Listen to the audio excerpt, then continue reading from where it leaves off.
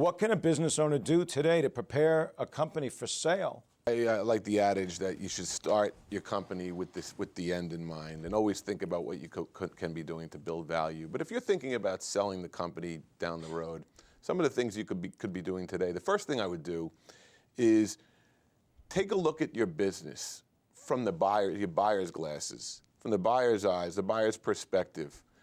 What would their concerns be? What are the risks of the business? What are the challenges that they would have to deal with?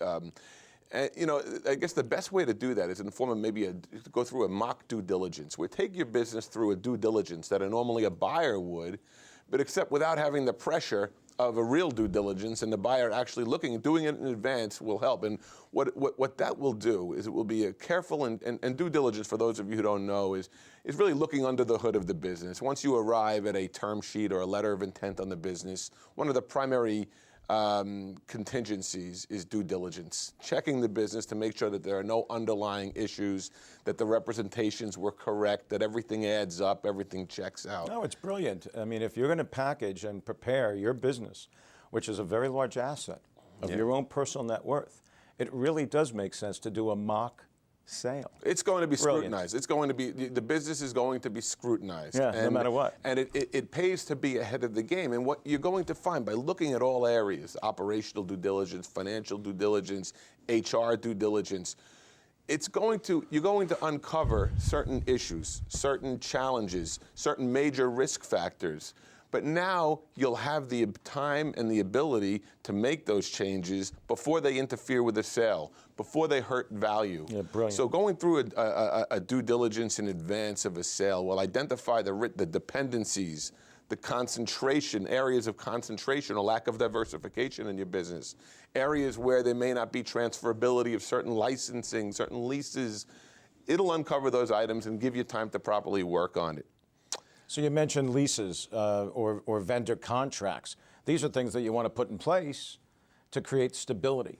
Yes, I mean, you may, from your due diligence, it may uncover that you have a major customer and perhaps there are no contracts, and perhaps you can put a contract in place with that customer that will provide not only the client with more comfort level, but of course it will provide a buyer with more of a comfort level that the continuity will exist. Sure. Vendor contracts, putting them in place, putting employment agreements in place with key people where you want to have certain non-competes and things like that, where you know there's going to be continuity.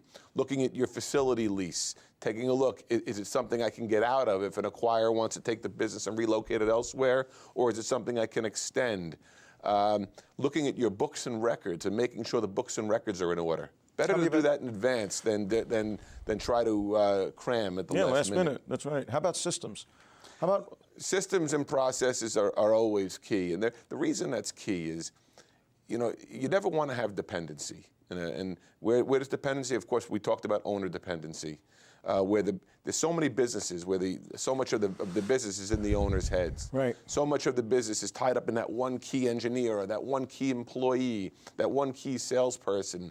And the more that you can get the systems, processes in place, get things documented, it takes the reliance and it takes that dependency out of the game and makes for a more transferable. Makes for definitely more transferable business. And also, as we mentioned before, the CEO succession plan. I can't tell you how important that is, because if someone sees a business that's so reliant on the owner's relationships, expertise, the owner wears 4 hats, and which is very common. The smaller the business, the more common it is. It's their baby. And no question. It's hard to let go, but that's going to hold value back. So again, looking at it in advance, it gives you plenty of time to address those factors. Let's talk about